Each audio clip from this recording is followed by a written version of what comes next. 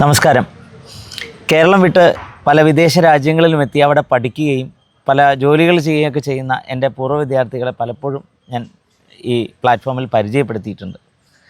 അക്കൂട്ടത്തിൽ ഇന്ന് ഒരു വിദ്യാർത്ഥി കൂടി വരികയാണ്, പ്രവീൺ. വർഷങ്ങൾക്ക് ശേഷം, കൃത്യമായി പറഞ്ഞാൽ ഒരു 2002-04 കാലഘട്ടത്തിൽ +2 പഠിച്ച സ്കൂളിലേക്ക് ഇന്ന് വീണ്ടും എത്തിയിരിക്കുകയാണ്. ഒറ്റപ്പാലത്തിനടുത്ത് വാണിയംകുളം TRK ഹയർ സെക്കൻഡറി സ്കൂളിലെ തൻ്റെ പഴയ സ്കൂളിലെത്തി ഇപ്പോൾ ഇവിടെ പഠിച്ചുകൊണ്ടിരിക്കുന്ന കുട്ടികളൊക്കെ ആയിട്ട് ഇൻ്ററാക്ട് ചെയ്ത് പഴയ ഓർമ്മകളോടൊപ്പം ഇപ്പോൾ അദ്ദേഹം വർക്ക് ചെയ്തുകൊണ്ടിരിക്കുന്നത് ഓസ്ട്രേലിയയിലാണ്. കൃത്യമായി പറഞ്ഞാൽ ഒരു ടെക്നോളജി മാനേജ്മെൻറ്റ് എക്സ്പേർട്ട് എന്ന നിലയിൽ ഓസ്ട്രേലിയയിൽ ദീർഘകാലമായിട്ട് പ്രവർത്തിക്കുകയും അവിടെ തന്നെ പൗരത്വം ലഭിക്കുകയും ചെയ്ത വ്യക്തിയാണ് പ്രവീൺ. അപ്പോൾ കുറേ വർഷങ്ങൾക്ക് ശേഷം ആണ് ഇപ്പോൾ തിരിച്ച് വീണ്ടും സ്വന്തം നാട്ടിൽ കേരളത്തിൽ വന്ന് പാരൻസിനോടൊപ്പം ഫാമിലിയോടൊപ്പം സ്വന്തം നാട്ടുകാരോടൊപ്പം ആഹ്ലാദപൂർവ്വം ചെലവഴിച്ചുകൊണ്ടിരിക്കുന്ന ഒരു സമയത്ത് ഒരല്പസമയം സ്കൂളിലേക്ക് ഓടിയെത്താൻ അദ്ദേഹം മറന്നില്ല. ഇന്നിവിടെ എത്തി ഈ ഒരു വൈകുന്നേരം ഞങ്ങൾ ഒരുമിച്ച് കുറച്ച് കാര്യങ്ങൾ അദ്ദേഹത്തിൻ്റെ ഈ കഴിഞ്ഞ കുറേ കാലത്തെ ജോലി സംബന്ധിച്ച കാര്യങ്ങളും ഓസ്ട്രേലിയയിലെ ലൈഫും ഒക്കെ ആയിട്ട് കുറച്ച് വിശേഷങ്ങൾ പങ്കുവയ്ക്കാമെന്ന് കരുതിയിരിക്കുകയാണ്. അപ്പം പ്രവീൺ, നമ്മൾ വലിയ ഫോർമാലിറ്റി ഒന്നുമല്ല, കുറച്ച് കാര്യങ്ങൾ നമ്മുടെ കുട്ടികൾക്ക് വേണ്ടിയിട്ട് മനസ്സിലാകുന്ന രീതിയിൽ കുറച്ച് കാര്യങ്ങൾ പറയാം. സാർ പറഞ്ഞ പോലെ 2004 ഇവിടുന്ന് പഠിച്ചിറങ്ങിയ ശേഷം ഞാൻ ആദ്യത്തെ ഒരു 7-8 വർഷം സ്ഥിരമായിട്ട് വരുമായിരുന്നു. അവിടെ കുടുംബസംഗമത്തിന് വരുമായിരുന്നു. പിന്നെ അത് കഴിഞ്ഞ് ഇവിടുന്ന് ഇന്ത്യയിൽ നിന്ന് വിട്ടു പോയതിന് ശേഷമാണ് ഇവിടേക്കുള്ള വരവ്, സ്കൂളിലേക്കുള്ള വരവ് കുറഞ്ഞത്. പക്ഷേ ഇപ്പോൾ ഞാൻ ഇന്ത്യയിലേക്ക് വരുന്ന സമയത്തെല്ലാം ഇവിടെ വരുമായിരുന്നു. ഇവിടെ എത്തുമ്പോൾ പഴയ ഒരു ഫീലും ഓർമ്മകളും കിട്ടും, എല്ലാം കിട്ടും. അതെ, അത് ഒരു റിഫ്രഷിംഗ് ആയ കാര്യമാണ്. അതെ. അപ്പോൾ ശരിക്കും ഇവിടെ ഈ 2002-04 ആ സമയത്ത് എനിക്ക് ഓർമ്മയുണ്ട്, അക്കാലത്തൊരു ടെക്നോളജിയിലേക്ക് പോകാൻ വേണ്ടിയിട്ട് എഞ്ചിനീയറിംഗിന് ഒരു ബൂമുള്ള കാലമാണ്. തീർച്ചയായിട്ടും. അന്ന് അതിന്ന് ആ ഒരു BTech പ്രോഗ്രാമിലേക്ക് പോകാതെ അതിന് അല്പം ഒന്ന് വഴി മാറിയിട്ട് ഒരു diploma programme, tool and die making പോലത്തെ ഒരു വ്യത്യസ്തമായ ബ്രാഞ്ച് എടുത്ത് പഠിച്ച ഒരാളാണ് പ്രവീൺ. അപ്പോൾ അവിടെ നിന്ന് തന്നെ നമുക്കൊന്ന് തുടങ്ങാം. അപ്പോൾ ടൂൾ ആൻഡ് ഡൈ മേക്കിംഗ് ഒരു ഡിപ്ലോമ പ്രോഗ്രാം, ഒരു തൊഴിലധിഷ്ഠിത മേഖലയിലേക്ക് വന്നിട്ട് എങ്ങനെയാണ് ഇന്ന് കാണുന്ന ഈ ഓസ്ട്രേലിയ പോലൊരു രാജ്യത്തെത്തി അവിടെ ഒരു ടെക്നോളജി മാനേജ്മെൻറ്റ് എക്സ്പെർട്ട് ആവുന്നൊരു നീണ്ട ഒരു കരിയർ യാത്രയുണ്ടല്ലോ, അത് തുടങ്ങുന്നത് എവിടെ വെച്ചാണ്? ശരി, ഇത് തുടങ്ങിയത് എല്ലാവരെയും പോലെ ഞാനും +2 പഠിച്ചുകൊണ്ടിരിക്കുന്ന സമയത്ത് എൻട്രൻസ് കോച്ചിങ്ങിന് പോയിരുന്നു. ശരി. കോച്ചിങ് പോയി എനിക്ക് ഏതോ ഒരു സമയത്ത് തോന്നിപ്പോയി, ഓക്കെ പക്ക എൻജിനീയറിങ് എൻ്റെ ഒരു ഫീൽഡ് അല്ല എന്നൊരു തോന്നൽ എനിക്ക് വന്നു. പക്ഷേ ഒരുവിധം എല്ലാവരും ഫാമിലിയിൽ നിന്നാണെങ്കിലും ബാക്കി എല്ലാ സ്ഥലത്തു നിന്നും +2 കഴിഞ്ഞാൽ എൻജിനീയറിങ്, മെഡിസിൻ ഇത് എന്നുള്ളത് എല്ലാവരും പുഷ് ചെയ്തുവെങ്കിലും എൻ്റെ കൂടെ 10th വരെ പഠിച്ച ട്വിൻസ് ഉണ്ട്. അവരുടെ പാരൻസ് ആണ് സജസ്റ്റ് ചെയ്തത്. കാരണം അവരും ഈ കോഴ്സിന് പോയിരുന്നു. അവർ 10th കഴിഞ്ഞ് ഡിപ്ലോമയ്ക്ക് പോയി. അപ്പോൾ അവർ പറഞ്ഞു പ്രവീണിന് ഈ കോഴ്സ് സ്യൂട്ടബിൾ ആയിരിക്കും എന്ന് പറഞ്ഞ് അവരെൻ്റെ ഒരു ബേസിക് ആയിട്ടുള്ള ഒരു ഇൻട്രൊഡക്ഷൻ തന്നിട്ടുണ്ടായിരുന്നു ഈ ടൂൾ ആൻഡ് ഡൈ മേക്കിംഗ്. അപ്പോൾ പിന്നെ ഞാൻ കേട്ടു, എനിക്ക് ട്രാവൽ ചെയ്യാൻ ഭയങ്കര ഇഷ്ടമായിരുന്നു, ഫോട്ടോഗ്രാഫി ഇഷ്ടമായിരുന്നു. അപ്പോൾ ട്രാവലിങ്, അപ്പോൾ അവർ അവിടെ പഠിച്ചിറങ്ങിയ പണ്ട് കാലത്ത് പഠിച്ചിറങ്ങിയവരെല്ലാം ഇതേപോലെ മലേഷ്യ, സിംഗപ്പൂർ അല്ലെങ്കിൽ പല കൺട്രിയിലേക്കും ട്രാവൽ ചെയ്യാൻ പോയി അവിടെ വർക്ക് ചെയ്ത്. അപ്പോൾ ഓക്കെ, എൻ്റെ ആ ഒരു ഇൻട്രസ്റ്റും കൂടെ അലൈൻ ചെയ്യും എന്ന് തോന്നി. അപ്പം ഞാൻ ഓക്കെ എന്ന് കരുതി അങ്ങനെ ഞാൻ ഇതിൻ്റെ എൻട്രൻസ് എഴുതിയിട്ട് എനിക്ക് കിട്ടി, മെറിറ്റിൽ സീറ്റ് കിട്ടി. അങ്ങനെ കോഴ്സ് കഴിഞ്ഞു. അത് കോഴ്സ് കഴിഞ്ഞ പ്ലേസ്മെന്റ് തലശ്ശേരി NTTF തലശ്ശേരി.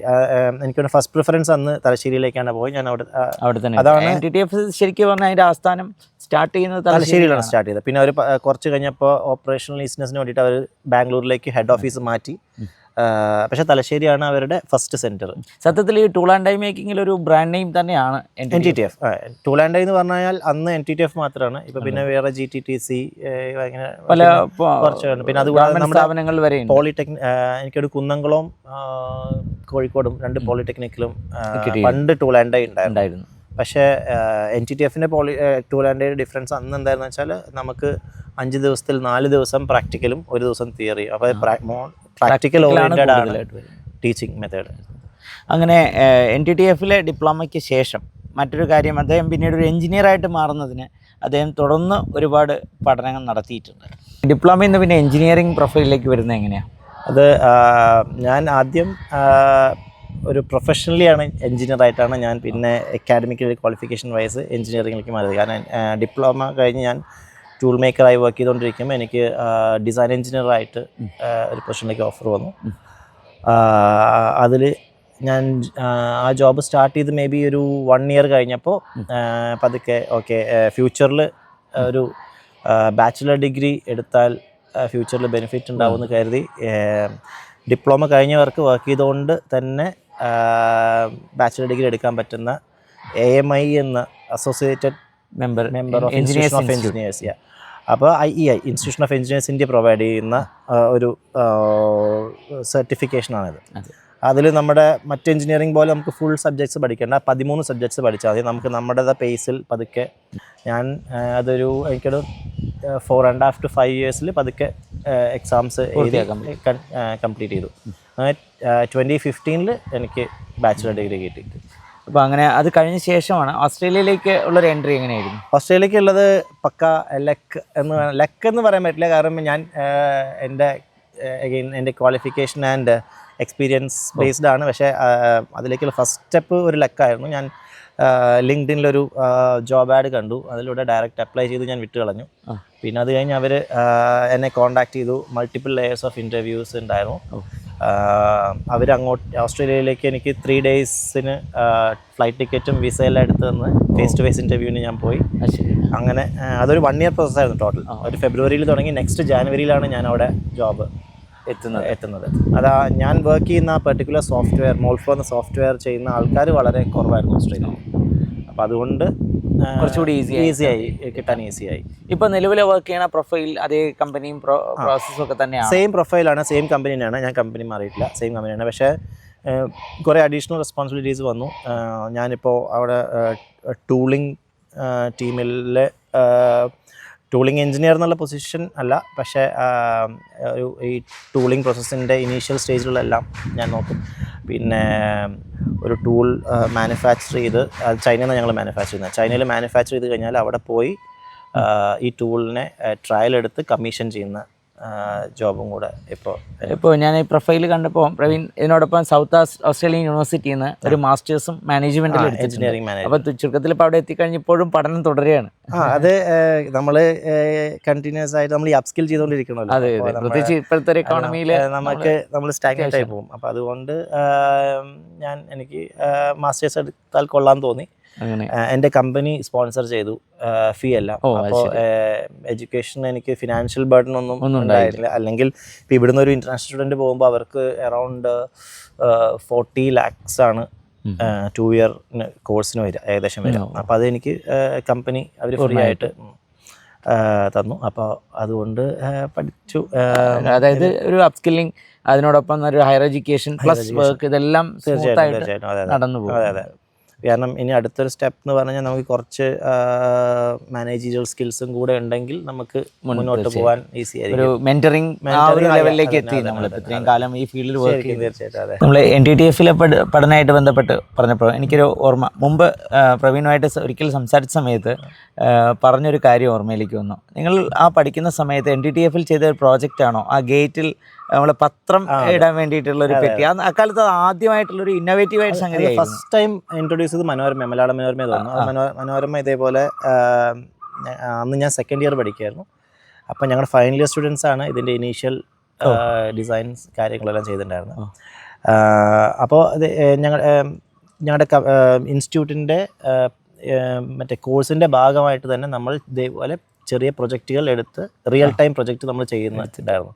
ഇതുപോലെ ടൊയോട്ടയുടെ എറ്റിയോസ് കാറിൻ്റെ ഞങ്ങളുടെ NTTF-ന് ഒരു ഇൻഡസ്ട്രിയൽ യൂണിറ്റും ഉണ്ട്, 2 ചെന്നൈയിലും ബാംഗ്ലൂരും. അപ്പോൾ അവിടെ ഇതിൻ്റെ മോൾഡിൻ്റെ ചില പാർട്സ് ഞങ്ങൾക്ക് ഇൻസ്റ്റിറ്റ്യൂട്ടിലേക്ക് അയച്ചു തരും, ഇവിടെ വന്ന് മെഷീനൊക്കെ ചെയ്ത് പഠിക്കാൻ വേണ്ടി. അപ്പോൾ ഒരു റിയൽ ടൈം പ്രൊജക്റ്റിൽ ചെയ്യുന്ന പോലെ. അപ്പോൾ മനോരമയുടെ പ്രൊജക്റ്റ് അപ്പോൾ അങ്ങനെ ഞാൻ സെക്കൻഡ് ഇയറിൽ സ്റ്റാർട്ട് ചെയ്തു. അപ്പോൾ ഫൈനൽ ഇയറിൽ ഒബ്വിയസ്ലി ഞങ്ങൾ ഫൈനൽ ഇയർ ആയപ്പോൾ ഞങ്ങൾക്ക് ആ പ്രൊജക്റ്റ് കണ്ടിന്യൂ ചെയ്ത് ഫിനിഷ് ചെയ്യാനുള്ള ഇത് വന്നു. അപ്പോൾ ഞാൻ അതിന് വേണ്ടി കോയമ്പത്തൂരായിരുന്നു അതിൻ്റെ മാനുഫാക്ചറിങ് എല്ലാം, മോൾഡ് മാനുഫാക്ചറിങ് ട്രയൽസ് എല്ലാം ഉണ്ടായിരുന്നു. അതിൽ ഫുള്ളായിട്ട് ഞാൻ ഭാഗമായിരുന്നു. നല്ല എൻ്റെ ഫസ്റ്റ് പ്രൊജക്റ്റ് ആയിരുന്നു അത്. അതെ. ഇപ്പോൾ ചുരുക്കത്തിൽ നമ്മൾ ആദ്യമായിട്ട് കേരളത്തിൽ പത്രം ഇടുന്നതിന് വേണ്ടി ഒരു പ്രത്യേകമായൊരു പെട്ടി എന്നൊരു കാര്യം ഗേറ്റിൽ തന്നെ, അക്കാലത്ത് വെച്ചാൽ കേരളത്തിൽ മഴക്കാലത്തൊക്കെ എപ്പോഴും നമ്മളൊരു പ്രശ്നം, നനഞ്ഞല്ലാതെ പത്രം രാവിലെ കൈ കിട്ടില്ല. അപ്പോൾ അങ്ങനെ ഈ പത്രം നനയാതിരിക്കാൻ ഒരു ബോക്സ് എന്നൊരു സങ്കല്പം ആദ്യമായിട്ട് കൊണ്ടുവന്ന മലയാള മനോരമ പത്രമാണ്. ആ പത്രത്തിൻ്റെ ആ പെട്ടി ആദ്യമായിട്ട് ഡിസൈൻ ചെയ്ത പ്രോജക്റ്റിൽ പ്രധാനപ്പെട്ട ടീം മെമ്പർ കൂടിയാണ് നമ്മുടെ കൂടെ ഉള്ളത്. ആക്ച്വലി ഇനീഷ്യൽ ഡിസൈൻ പോലെയല്ല ഫൈനലായപ്പോൾ, കാരണം നമുക്ക് ഒരുപാട് ഇനീഷ്യൽ R&D ചെയ്ത് കാരണം ആദ്യമായിട്ട് വരുന്ന പ്രൊഡക്റ്റാണ്. അപ്പോൾ നമുക്ക് എന്തൊക്കെയാണ് അതിൽ വരുന്ന ഇഷ്യൂസ് അറിയില്ല. വെള്ളം എങ്ങനെ തടയണം, വെള്ളം അത് ഉള്ളിലേക്ക് കയറിയാൽ അത് എങ്ങനെ കറക്റ്റ് ഡ്രെയിൻ ചെയ്യിക്കണം, ഉള്ളിൽ പത്രം ഇട്ട് കഴിഞ്ഞാൽ പത്രത്തിലേക്ക് നനവ് വരാതിരിക്കണം, അങ്ങനെ ഒരുപാട് കാര്യങ്ങൾ ചെയ്തിട്ട് അത് ഡെവലപ്പ് ചെയ്തിട്ടാണ് പ്രൊഡക്റ്റ് ഡെവലപ്മെൻറ്റിലൂടെ സ്റ്റേജിലൂടെ വന്നിട്ടാണ് ഇപ്പോൾ ഫൈനൽ പ്രൊഡക്റ്റിലേക്ക് എത്തിയത്. പ്രവീൺ അങ്ങനെ ഓസ്ട്രേലിയയിലെത്തി സെറ്റിലായി ഒരു കരിയർ സെറ്റായത് വരെ പറഞ്ഞു. ഇപ്പോൾ നമ്മൾ കുട്ടികളെ കേരളത്തിലെ പ്രത്യേകിച്ച് അറിയാമല്ലോ, ഇപ്പോൾ ലോകത്തിൻ്റെ വിവിധ രാജ്യങ്ങളിലേക്ക് മൈഗ്രേറ്റ് ചെയ്യുന്നതൊരു വലിയൊരു ട്രെൻഡാണ്. ഇപ്പോൾ പ്രത്യേകിച്ച് ആദ്യമൊക്കെ നഴ്സിംഗ് പോലത്തെ ഒരു സ്പെസിഫിക് മേഖലയായിരുന്നെങ്കിൽ പിന്നീട് അത് കുറച്ചുകൂടി പല മേഖലയിലേക്ക് UK, കാനഡ, ഇപ്പം ജർമ്മനിയിലേക്ക് കാര്യമായ ഒഴുക്കുണ്ടാവുന്നു.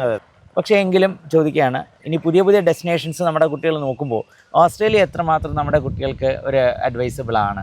ഓസ്ട്രേലിയ ആക്ച്വലി മൈഗ്രേഷൻ വൈസ് ഇന്ത്യയിൽ നിന്നുള്ള മൈഗ്രേഷനാണ് ഇപ്പോൾ ഏറ്റവും ടോപ്പ് ഇപ്പോൾ ഓസ്ട്രേലിയയിൽ. കഴിഞ്ഞൊരു 3-4 വർഷമായിട്ട് ഇന്ത്യ തോന്നുന്നു, അതിന് മുന്നേ ചൈന ആയിരുന്നു. ഓസ്ട്രേലിയയിലേക്കുള്ള മൈഗ്രേഷൻ കുറവാകാൻ എനിക്ക് തോന്നിയൊരു കാരണം ജോഗ്രഫിക്കൽ ലൊക്കേഷൻ. കാരണം മറ്റ് യൂറോപ്പിലേക്ക് പോവുകയാണെങ്കിൽ ഒരുവിധ കൺട്രീസ് എല്ലാം അടുത്തടുത്തുണ്ട്, നമുക്ക് ഓപ്ഷൻസ് ഉണ്ട്. ഇവിടുന്ന് മറ്റൊരു ജർമ്മനിയിൽ നിന്ന് ഫ്രാൻസിലേക്ക് പോകാൻ ആണെങ്കിൽ അതെ, നമുക്ക് ജോബ് സെർച്ച് ചെയ്യാനൊക്കെ. ഇതിപ്പോൾ ഓസ്ട്രേലിയ പറഞ്ഞു കഴിഞ്ഞാൽ സദേൺ ഹെമിസ്ഫിയർ, വേറെ ഹെമിസ്ഫിയറിലാണ്, ഒറ്റപ്പെട്ട് കിടക്കുന്ന ഒരു രാജ്യമാണ്. അപ്പോൾ അതുകൊണ്ട് ആയിരുന്നിരിക്കാം. പക്ഷേ സ്റ്റിൽ സ്റ്റുഡൻസ് ഒരുപാട് അന്നും ഉണ്ടായിരുന്നു ഇന്ത്യയിൽ നിന്നും. ഇപ്പം ഇന്ത്യൻ സ്റ്റുഡൻസ് ആണ് ഏറ്റവും കൂടുതൽ അവിടെ. ഇപ്പം ഞാൻ മാസ്റ്റേഴ്സ് ചെയ്തപ്പോൾ എൻ്റെ ബാച്ചിലുള്ള 70% ഇന്ത്യൻസ് ആണ്. ആ 70% തന്നെ ഇപ്പോൾ 35ഓളം പേരിൽ ഇന്ത്യൻസിൽ 25ഓളം പേര് മലയാളികളാണ്. അത് ശരി. മാസ്റ്റേഴ്സ് ചെയ്ത ഞാൻ എഞ്ചിനീയറിംഗ് മാനേജ്മെൻറ്റ് ചെയ്തതിൽ 25 പേര് മലയാളികളാണ്. ഇപ്പോൾ നമ്മൾ +2 കഴിഞ്ഞ കുട്ടികൾ ചോദിക്കുന്നൊരു കാര്യം, +2 കഴിഞ്ഞ് നേരെ ഇത്തരം രാജ്യങ്ങളിലേക്ക് പോയിട്ട് നമ്മൾ ഡിഗ്രി പഠിക്കുന്നതാണോ, അല്ലെങ്കിൽ ഇവിടെ ഡിഗ്രി കഴിഞ്ഞിട്ട് പോകുന്നതാണോ സേഫ്? ഏതാണ്? കാരണം 2 തരം ചിന്തകൾ സ്വാഭാവികമായിട്ട് ഈ ഒരു ഏജിൽ വരുമല്ലോ. അപ്പോൾ എന്താണ് നമ്മളൊരു ഇതിൽ പറയാൻ പറ്റുക? ഇത് ഞാൻ പറയുന്നത്, ഇപ്പം എൻ്റെ കൂടെ പഠിച്ച 25 പേരെ പറഞ്ഞില്ലേ, ഇവരുടെ അടുത്ത് നിന്ന് കിട്ടിയ എക്സ്പീരിയൻസ് ആണ്. കാരണം ഞാനവിടെ സ്റ്റുഡൻ്റായി പോയതല്ല, ഞാൻ അവിടെ വർക്ക് ചെയ്തുകൊണ്ട് ഞാൻ അവിടുത്തെ റെസിഡൻ്റായിട്ട് പഠിച്ചതാണ്. അപ്പോൾ എനിക്ക് ഫിനാൻഷ്യൽ ബേർഡൻ ഇല്ല, എൻ്റെ ഫാമിലി സിറ്റുവേഷൻ ഡിഫറെൻറ്റ്, എനിക്ക് ഓൾറെഡി അവിടെ ജോലിയുണ്ട്. അപ്പോൾ അതുകൊണ്ട് വേറെ പ്രശ്നങ്ങളൊന്നുമില്ല.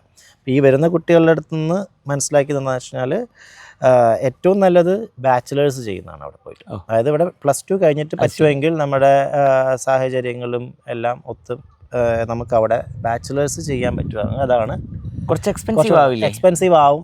അഗെയിൻ നമുക്കിത് റിക്കവർ ചെയ്യാൻ പറ്റും അവിടെ തന്നെ ജോലിയാണെങ്കിൽ. ബാച്ചിലേഴ്സ് ആണെങ്കിൽ അപ്പോൾ ഇങ്ങനെ ഒരു പാർട്ട് ടൈം വർക്ക് ചെയ്യാനുള്ള ഓപ്പർച്യൂണിറ്റി അവിടെ പാർട്ട് ടൈം വർക്ക് ചെയ്യാൻ അവിടുത്തെ ഇപ്പോഴത്തെ ഗവൺമെൻറ് എൻ്റെ അറിവ് വെച്ചിട്ട് നമുക്ക് വീക്ക്ലി 20 hours വർക്ക് ചെയ്യാം. ഒരു നോർമലി നമുക്ക് വീക്ക്ലി 38 to 40 hours ആണ് അവിടെ വർക്കിംഗ് ടൈം. അതിൽ സ്റ്റുഡൻസിന് പഠിച്ചുകൊണ്ടിരിക്കുന്ന ക്ലാസ് ഉള്ള സമയത്ത് നമുക്ക് 20 hours, വെക്കേഷൻ ടൈമിൽ 40 hours വർക്ക് ചെയ്യാൻ പറ്റും. ഇപ്പോൾ പ്രവീൺ സൗത്ത് ഓസ്ട്രേലിയയിലല്ലേ? അതെ. അപ്പോൾ ഇവിടെ നമുക്ക് ഇവിടുന്ന് വലിയൊരു കോണ്ടിനെൻ്റ് ആണല്ലോ ഓസ്ട്രേലിയ. അപ്പോൾ നമ്മൾ ഇവിടുന്ന് കുട്ടികൾ വരികയാണെങ്കിൽ അവർക്ക് ഈസി ആയിട്ട് ഇത്തരം പാർട്ട് ടൈം വർക്ക് കിട്ടാനും അതേപോലെ ക്ലൈമറ്റ് പോലുള്ള കാര്യങ്ങളിലും ഒക്കെ ഏറ്റവും കുറേ കൂടി റെക്കമെൻഡ് ചെയ്യാൻ പറ്റുന്ന ഏരിയ ഇത് സിറ്റി വൈസ് നോക്കുകയാണെങ്കിൽ സിഡ്നി മെൽബണും വളരെ വലുതാണ്. അപ്പോൾ വളരെ വലുതായതുകൊണ്ട് തന്നെ നമുക്ക് ജോലി കണ്ടെത്താൻ വളരെ ഈസിയാണ്. അഡ്ലൈഡ് കമ്പാരിറ്റീവ്ലി ചെറുതാണ്. മെൽബൺ അഡ്ലൈഡിനേക്കാൾ വലുതാണ് പെർത്തും ബ്രിസ്ബനും. ഇതെല്ലാം ഓസ്ട്രേലിയയുടെ ഓരോ അറ്റത്താണ്, ഓരോ വെതറാണ്, ക്ലൈമറ്റ് ഡിഫറെൻ്റ് ആണ്. അത് സ്റ്റഡി ചെയ്തിട്ട് വേണം പോകാൻ. സ്റ്റഡി ചെയ്തിട്ട്. പക്ഷേ നമുക്ക് ഇവിടുന്ന് പോകുന്നതുകൊണ്ട് നമുക്ക് വലുതായിട്ടൊരു പ്രശ്നം തോന്നില്ല. തണുപ്പ് പ്രശ്നമുള്ളവർക്ക് മാത്രം മേ ബി സിഡ്നി മെൽബണിലൊക്കെ കുറച്ച് തണുപ്പ് വരും. ബട്ട് അഗെയിൻ നമുക്കത് മാനേജ് ചെയ്യാൻ പറ്റുന്നതാണ്. ഭയങ്കര ഒരു എക്സ്ട്രീം വെതറല്ല, ഹാഷ് വെതറല്ല. പൊതുവിൽ ആൾക്കാരെങ്ങനെ ഞങ്ങളെ ആക്സെപ്റ്റ് ചെയ്യുന്ന ഒരു ഇതാണോ? പൊതുവേ ആക്സെപ്റ്റ് ചെയ്യുന്നതാണ്. പക്ഷേ അഗെയിൻ ഡിപ്പെൻഡ്സ് നമ്മൾ ഏത് പ്രൊഫൈലിലാണ്, ഏത് വർക്ക് ചെയ്യുന്നത് അതുപോലെ ഇരിക്കും. കാരണം അവിടെ ഇപ്പം ലോകത്തിലെല്ലായിടത്തും ഉള്ള പോലെ സ്വദേശവൽക്കരണം അതിനെ പ്രൊമോട്ട് ചെയ്യുന്ന തരത്തിലുള്ള പലതും അവിടെ ഉണ്ട്. പ്രത്യേകിച്ചും ഈ സർവീസ് ഇൻഡസ്ട്രീസിൽ ഇപ്പോൾ ഉദാഹരണത്തിന് ടാക്സി ആണെങ്കിൽ പണ്ടത്തെ പോലെയല്ല. പണ്ട് അവിടുത്തെ വൈറ്റ് ഓസ്ട്രേലിയൻസ് ആണ് അധികവും ഉണ്ടായിരുന്നത്. പക്ഷെ അതിപ്പോൾ മാറി ഇപ്പോൾ സൗത്ത് ഏഷ്യൻസോ ഒക്കെയാണ് കൂടുതൽ ഇതായിരുന്നു. അപ്പോൾ പണ്ട് ഡ്രൈവേഴ്സ്, അപ്പോൾ അതിൽ പണ്ട് ട്രക്ക് ഡ്രൈവേഴ്സായിട്ടും നമുക്ക് ഒരുപാട് പഞ്ചാബീസോ അല്ലെങ്കിൽ ഹരിയാനയിൽ നിന്ന് ഒരുപാട് പേരെ നമുക്ക് കാണാം. അപ്പോൾ പണ്ട് ട്രക്ക് ഡ്രൈവേഴ്സ് ആയിരുന്നവരും അവർക്ക് ജോലി നഷ്ടപ്പെടുമ്പോൾ ഒബ്വിയസ്ലി അവരുടെ ആ ഒരു ഫ്രസ്ട്രേഷൻ അവർ മൊത്തം കമ്മ്യൂണിറ്റിയുടെ അടുത്ത് പറയും, കമ്മ്യൂണിറ്റിയെ കുറിച്ച് പറയും. അപ്പോൾ ആ ഒരു പക്ഷേ അത് നമ്മൾ വർക്ക് ചെയ്യുന്നപ്പോൾ ഞാനവിടെ 8 വർഷമായി. എനിക്ക് ഡയറക്റ്റായിട്ട് ഇന്നേ വരെ യാതൊരു ബാഡ് എക്സ്പീരിയൻസും ഉണ്ടായിട്ടില്ല. അപ്പോൾ നമ്മുടെ ആ ഒരു പ്രൊഫഷണൽ എൻവയോൺമെൻറ്റും നമ്മൾ ജീവിക്കുന്ന ഏരിയയും പോലെ ആയിരിക്കും. നമ്മൾ അങ്ങനെ സിറ്റുവേഷൻ വന്നാൽ പിന്നെ നമ്മൾ അവിടെ പോയിട്ട് കംപ്ലീറ്റ്ലി നമ്മൾ ഇവിടെ ജീവിച്ച പോലെ തന്നെ അതങ്ങനെ തന്നെ പറിച്ചു നട്ട് ജീവിക്കാൻ അത് പറ്റില്ല. കുറച്ച് ഇപ്പോൾ റീസെൻ്റ്ലി ഉണ്ടായിട്ടുള്ള കുറേ ഇഷ്യൂസ്, ഇപ്പോൾ പ്രത്യേകിച്ച് യൂറോപ്പിലും ഒക്കെ ഒരു പിന്നെ ഈ മൈഗ്രൻസിനെതിരെയുള്ള കുറേ മൂവ്മെൻറ്റ്സ് ഒക്കെ ഇപ്പോൾ ഉണ്ടായതൊക്കെ അവരുടെ പബ്ലിക് പ്ലേസിലുള്ള നമ്മുടെ പെരുമാറ്റവും അത് പലപ്പോഴും അവിടെ മിസ്ബിഹേവ് ചെയ്യുന്നതും അതുപോലെ ലിറ്റർ ചെയ്യുന്നതും ഒക്കെ ആയിട്ടുള്ള കുറേ ഇഷ്യൂസ് ആണെന്ന് വാർത്തയിൽ നിന്ന് മനസ്സിലാവും. അത് തന്നെയാണ് മെയിനായിട്ട്. ചുരുക്കത്തിൽ നമ്മുടെ ഒരു സോഫ്റ്റ് സ്കിൽസും നമ്മളൊരു സിറ്റിസൺഷിപ്പിൻ്റെയും ഒരു കാര്യത്തിലാണ് നമ്മൾ കൂടുതൽ സിവിക് സെൻസ് അതാണ് മെയിൻ. അതാണ് നമുക്ക് പലപ്പോഴും നമ്മളും പണ്ട് അങ്ങനെ തന്നെ ആയിരുന്നു. പക്ഷേ നമ്മൾ പല സ്ഥലങ്ങളിൽ പോയി പലതും കണ്ടപ്പോൾ നമ്മൾ മാറി, റിഫൈൻഡ് ആയതാണ്. തീർച്ചയായിട്ടും. അപ്പോൾ നമ്മുടെ അപ്ബ്രിങ്ങിങ് അങ്ങനെ നമ്മൾ കണ്ടതല്ലേ നമ്മൾ പ്രാക്ടീസ് ചെയ്തത്. അപ്പോൾ അത് നമ്മൾ പണ്ട് കണ്ടു വളർന്നത് അങ്ങനെയായിരുന്നു. പക്ഷേ ഇപ്പോൾ നമ്മൾ മനസ്സിലാക്കി തുടങ്ങി ഇത് അങ്ങനെയല്ല വേണ്ടത്, പല കാര്യങ്ങളും ഇങ്ങനെയല്ല വേണ്ടത് എന്ന് മനസ്സിലാക്കി തുടങ്ങി. അപ്പോൾ ശരിക്കും പറഞ്ഞാൽ ഈ എഡ്യൂക്കേഷൻ ക്വാളിഫിക്കേഷൻ മാത്രമല്ല, നല്ല സിവിക് സെൻസ് പുലർത്തുക എന്നുള്ളതും ഇവിടുന്ന് മൈഗ്രേറ്റ് ചെയ്ത് പോകുന്ന അല്ലെങ്കിൽ അങ്ങനെ അവിടെ പോയി സെറ്റിൽ ചെയ്യണം എന്നൊക്കെ ആഗ്രഹിക്കുന്ന കുട്ടികൾ അല്ലെങ്കിൽ ഉപരിപഠനം നടത്തണം എന്ന് ആഗ്രഹിക്കുന്ന കുട്ടികൾ ഏറ്റവും പ്രധാനമായിട്ട് ശ്രദ്ധിക്കേണ്ട ഒരു കാര്യമാണത്. കാരണം തീർച്ചയായിട്ടും നമ്മളെ അവർ ആക്സെപ്റ്റ് ചെയ്യുന്നത് ഇതൊരു വലിയൊരു ഫാക്ടറാണ്. നമ്മളവിടെ പോയി മറ്റൊരു രാജ്യത്ത് പോയി. പക്ഷേ ഓസ്ട്രേലിയയുടെ വേറെ വ്യത്യാസം എന്ന് വെച്ചാൽ ഓസ്ട്രേലിയയിൽ എല്ലാവരും മൈഗ്രൻസാണ്. ഈവൻ വൈറ്റ് ഓസ്ട്രേലിയൻസ് ആണെങ്കിലും വേറെ എല്ലാവരും മൈഗ്രൻസ് ആണ്. പക്ഷെ നമ്മളൊരു യൂറോപ്യൻ കൺട്രിയിൽ ഇപ്പോൾ ജർമ്മനി ഒക്കെ ആണെങ്കിൽ അവിടെ ജർമൻസ്, ഫ്രഞ്ച് പീപ്പിൾ അവർ പറഞ്ഞാൽ അവർ മൈഗ്രൻസ് അല്ല, അവരവിടെ തന്നെ ഇൻഡിജീനിയസ് പീപ്പിളാണ്. അവിടെ നമ്മൾ വരുമ്പോൾ നമ്മളെ ഫിറ്റ് ആവാൻ നമ്മൾ കുറച്ചും കൂടെ കൂടുതൽ എഫേർട്ട് എടുക്കണം. ഇവിടെ എല്ലാം എന്താ പറയുക, എല്ലാവരും അങ്ങ് അഡ്ജസ്റ്റായി മനസ്സിലാക്കി പോകുന്ന ഒരു രീതിയാണ് ഞാൻ കണ്ടുവരുന്നത്. നമ്മൾ ഒരു വലിയൊരു ടെക്നോളജിയുടെ യുഗത്തിലാണ്. അപ്പോൾ നമ്മുടെ കുട്ടികൾ പ്രത്യേകിച്ചും ഈ ഇൻ്റർനെറ്റുമായി ബന്ധപ്പെട്ട എല്ലാ പ്ലാറ്റ്ഫോമുകളിലും സോഷ്യൽ മീഡിയ പ്ലാറ്റ്ഫോമിലും ഒക്കെ നന്നായിട്ട് ആക്റ്റീവായ കുട്ടികളാണ് നമ്മുടേത്. പക്ഷേ ഈ പ്രൊഫഷണലി ഒരു കരിയറൊക്കെ ഡെവലപ്പ് ചെയ്യുന്ന ലിങ്ക്ഡിൻ പോലുള്ളൊരു പ്ലാറ്റ്ഫോം ഇപ്പോൾ പ്രവീണിൻ്റെ ലൈഫിൽ വളരെ പ്രധാനപ്പെട്ട ഒരു ടേണിംഗ് പോയിന്റ് ഉണ്ടായത് ലിങ്ക്ഡിൻ പോസ്റ്റ്. അപ്പോൾ നമ്മുടെ ഈ ഒരു യങ് ജനറേഷൻ ലിങ്ക്ഡിൻ പോലുള്ള ഒരു പ്രൊഫഷണൽ പ്ലാറ്റ്ഫോം ഉപയോഗിക്കുന്നതിനെ പറ്റി എന്താണ് ഒരു പ്രവീണിൻ്റെ ഒരു ടേക്ക്? എന്താണ് എൻ്റെ ഇത് പറഞ്ഞാൽ ഒരുവിധം എല്ലാവർക്കും ലിങ്ക്ഡിനിലൊരു പ്രൊഫൈൽ ഉണ്ടായിരിക്കണം എന്നുള്ളതാണ് എൻ്റെ ഒരു അഭിപ്രായം. കാരണം നമ്മൾ പൊതുവെ ഒരു ജോബ് ഇൻ്റർവ്യൂവിന് പോവുകയാണെങ്കിലും അവർ നോക്കുന്നത് നമ്മുടെ ലിങ്ക്ഡിൻ പ്രൊഫൈലാണ് നോക്കുന്നത്. കാരണം അവർക്കൊരു ഒറ്റ നോട്ടിൽ അവർക്ക് സ്നാപ്ഷോട്ട് കിട്ടും എന്താണ് ഇയാൾ എന്നുള്ളത്. മേ ബി ഫ്യൂച്ചറിൽ ഇതിന് പകരം വേറൊന്ന് വരുമായിരിക്കും. പക്ഷേ അറ്റ് ദ മൊമെൻറ്റ് നമുക്ക് ഏറ്റവും ബെസ്റ്റ് ഒരു പ്ലാറ്റ്ഫോം ലിങ്ക്ഡിൻ ആണ്. അപ്പോൾ ലിങ്ക്ഡിനിൽ കാരണം എനിക്ക് ജോബ് ഞാൻ പറഞ്ഞില്ലേ, ഞാൻ വർക്ക് ചെയ്യുന്നത് മദസൻ എന്ന കമ്പനിയിലാണ്. മദസൻ ഗ്രൂപ്പിലെ SMR സംവദന മദസൻ റിഫ്ലക്ടെക് എന്ന ഓസ്ട്രേലിയയിലുള്ള പ്ലാന്റിലാണ് ഞാൻ വർക്ക് ചെയ്യുന്നത് കമ്പനി. പക്ഷേ വേൾഡിൽ 44 ലൊക്കേഷൻസിലുണ്ട്, 44 കൺട്രീസിലുണ്ട്, മോർ ദാൻ 200 ലൊക്കേഷൻസിൽ ഉള്ള വലിയൊരു കമ്പനിയാണ്. അതെ, automotive predominantly automotive product manufacturing ആണ്. അപ്പോൾ ഈ ഇത്തരമൊരു കമ്പനികളിലേക്ക് പലപ്പോഴും ഇൻടേക്ക് നടക്കുന്നത് വേൾഡിലെ പല ഭാഗത്തു നിന്നുള്ള ഇത്തരത്തിലുള്ള ടെക്നോളജിയിലും മാനേജ്മെൻറ്റിലൊക്കെ എക്സ്പേർട്ടായിട്ടുള്ള അല്ലെങ്കിൽ എക്സ്പീരിയൻസ്ഡ് ആയിട്ടുള്ള അല്ലെങ്കിൽ പഠിച്ച ഫ്രഷ് ആയിട്ടുള്ള ആളുകളെയൊക്കെ ഇത്തരം കമ്പനികൾ റിക്രൂട്ട് ചെയ്യുമ്പോൾ പലപ്പോഴും ലിങ്ക്ഡിൻ എന്നുള്ള പ്രൊഫൈൽ ഡിപ്പെൻഡ് ചെയ്യും. കാരണം ഈവൻ നമ്മൾ ചെയ്യുന്ന എന്ത് ജോലിയാണെങ്കിലും അതിൽ ഇപ്പോൾ നമ്മളൊരു വോളണ്ടിയർ വർക്ക് ചെയ്യുകയാണെങ്കിലും ലിങ്ക്ഡിനിൽ അതിനുള്ള സെക്ഷൻ ഉണ്ട്. നിങ്ങൾ എന്ത് വോളണ്ടിയർ വർക്കാണ് ചെയ്തിട്ടുള്ളത് കൃത്യമായി അപ്ഡേറ്റ് ചെയ്യുക. അപ്പോൾ അതെല്ലാം ചെയ്ത് കഴിഞ്ഞാൽ അവർക്കൊരു ആളുടെ ഒരു പ്രൊഫൈൽ കിട്ടും, ഇയാൾ ഇതാണ്. കാരണം ഇപ്പോൾ ഒരു കമ്പനി ഇപ്പോൾ നോക്കുന്ന അയാളുടെ ജസ്റ്റ് പ്രൊഫഷണൽ അല്ലെങ്കിൽ എഡ്യൂക്കേഷണൽ ക്വാളിഫിക്കേഷൻ മാത്രമല്ല നോക്കുന്നത്, അതിൻ്റെ ഒരു ഓവറോൾ ക്യാരക്ടർ ഈ ചെറിയ പ്രൊഫൈലൂടെ പേഴ്സണാലിറ്റിയുടെ ഒരു റിഫ്ലക്ഷൻ അതിലുണ്ടാവും. പിന്നെ അവർക്ക് കുറച്ചുകൂടി എളുപ്പമാണ് അത് സ്ക്രീൻ ചെയ്യാൻ. അതെ, സ്ക്രീൻ ചെയ്യാൻ അതെ ഈസിയാണത്. അപ്പോൾ നമ്മുടെ കുട്ടികൾ ശരിക്കും പറഞ്ഞാൽ ഒരു +2 കഴിഞ്ഞാൽ നെക്സ്റ്റ് ലെവലിലേക്ക് പഠിക്കാനൊക്കെ തുടങ്ങുമ്പോൾ തന്നെ ഇത്തരം ഒരു ലിങ്ക്ഡിൻ അക്കൗണ്ടിൻ്റെ സാധ്യതകളൊക്കെ ഉപയോഗിച്ചുകൊണ്ട് പോകുക എന്നുള്ളത് തന്നെയാണ് ചെയ്യേണ്ടത്. അറ്റ് ദ മൊമെന്റ് ലിങ്ക്ഡിൻ ആണ് ഏറ്റവും ബെസ്റ്റ്. അപ്പോൾ അതോടൊപ്പം തന്നെ ചോദിക്കും, ഈ സോഷ്യൽ മീഡിയ പ്ലാറ്റ്ഫോമിൽ നമ്മുടെ ഡിസിപ്ലിൻ അത് എങ്ങനെയാണ് ഈ എംപ്ലോയീസ് അതിനെ കാര്യമായിട്ട്? തീർച്ചയായിട്ടും, കാരണം ഞങ്ങൾക്ക് അതിനുള്ള ട്രെയിനിങ് ഉണ്ട് അവിടെ. കാരണം നമ്മൾ സോഷ്യൽ മീഡിയയിൽ കുറേ റെസ്ട്രിക്ഷൻസ് ഉണ്ട് നമ്മൾ പോസ്റ്റ് ചെയ്യുന്നത്. ഒന്ന് കമ്പനിയെ പറ്റിയിട്ടുള്ള ഒന്നും, കമ്പനിയുടെ ഐഡൻറ്റിറ്റി വരുന്ന ഒന്നും നമ്മുടെ പേഴ്സണൽ സ്പേസിൽ ചെയ്യാൻ പാടില്ല. ഫോർ എക്സാമ്പിൾ ഞാൻ എന്തെങ്കിലും ഒരു വീഡിയോ ഇടുകയാണ്, അപ്പോൾ കമ്പനിയുടെ ടീഷർട്ട് ഇട്ടിട്ട് ചെയ്യാൻ പാടില്ല.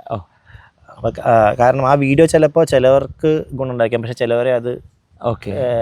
ചിലവർക്കത് ഇഷ്യൂ വീഡിയോസ് ആയിരിക്കും. അപ്പോൾ അതുകൊണ്ട് തന്നെ കമ്പനി ഒരിക്കലും ബയാസ്ഡ് ആണ് തോന്നിക്കുന്ന രീതിയിലുള്ള ഒന്നും പ്രസൻറ്റ് ചെയ്യാൻ പാടില്ല.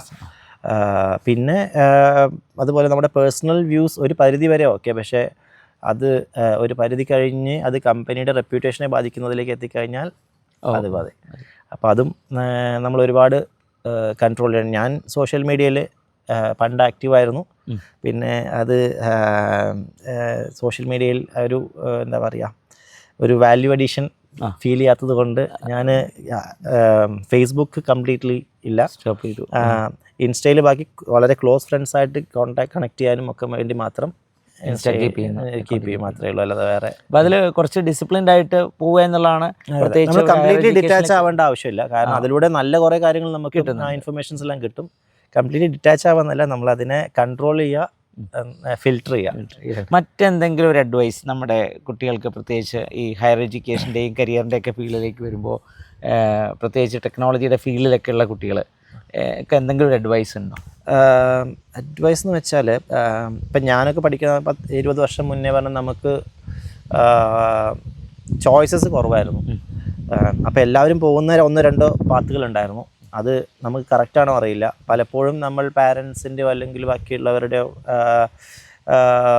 അവർ പുഷ് ചെയ്തതിനനുസരിച്ച് നമ്മൾ പഠിക്കാൻ പോകുന്നതാണ്. പക്ഷേ ഇന്നത്തെ സാഹചര്യം അറിയും, പിള്ളേർക്ക് പെട്ടെന്ന് അവർക്ക് ചോയ്സ് കണ്ടുപിടിക്കാനും ഈസിയാണ്, അവർക്കത് എക്സ്പ്രസ് ചെയ്യാനും വലിയ ഇഷ്യൂസ് ഇപ്പം ഇല്ല പണ്ടത്തെ പോലെ. ഈവൻ പാരൻസും എല്ലാം കുറച്ചുകൂടെ ആക്സെപ്റ്റൻസ് ഉണ്ട് ഇതിന്. അപ്പം അതുകൊണ്ട് നമുക്കിഷ്ടപ്പെട്ട പ്രൊഫൈൽ കരിയർ എടുക്കുക, നമുക്ക് നമ്മുടെ ഇൻട്രസ്റ്റും പാഷനും ഒക്കെ മാച്ച് ചെയ്യുന്ന രീതിയിലുള്ള കരിയർ തിരഞ്ഞെടുത്താൽ നമുക്ക് ഫ്യൂച്ചറിൽ ഹാപ്പി ആയിട്ട് പോവാം. കാരണം മേ ബി അതായിരിക്കില്ല നിങ്ങൾക്ക് ഏറ്റവും കൂടുതൽ പൈസ റെമ്യൂണറേഷൻ കൊണ്ടുവരുന്നതായിരിക്കില്ല, ബട്ട് നമുക്ക് സാറ്റിസ്ഫാക്ഷൻ.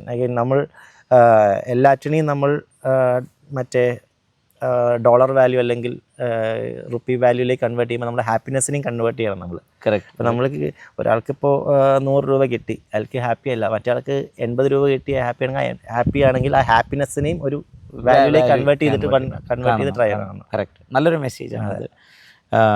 എന്തായാലും പ്രവീൺ തൻ്റെ കരിയറും ഫാമിലി ലൈഫും ഒക്കെ നന്നായി ബാലൻസ് ചെയ്ത് മുന്നോട്ട് പോകുന്നു. ഇനിയും അങ്ങനെ തന്നെ മുന്നോട്ട് പോകട്ടെ. ഓസ്ട്രേലിയ പോലെ ഒരു രാജ്യത്ത് ദീർഘകാലം പ്രവർത്തിക്കുന്ന ഒരു വ്യക്തി നമ്മുടെ സമൂഹത്തിനും ഒരു അസറ്റാണ്. കാരണം നാളെ ഇത്തരം ഒരു കൺട്രിയിലേക്ക് എത്തുന്ന നിങ്ങൾക്ക് കണക്ട് ചെയ്യാൻ പറ്റുന്ന കുറേ കാര്യങ്ങൾ പ്രവീണിനെ പോലുള്ള പ്രവീൺ ഷെയർ ചെയ്ത എക്സ്പീരിയൻസസിലൂടെ നിങ്ങൾക്ക് കിട്ടിയിട്ടുണ്ടാവുമെന്ന് കരുതുന്നു. ഒരിക്കൽ കൂടി പ്രവീണിന് എല്ലാ ഭാവുകങ്ങളും നന്ദി. Thank you sir.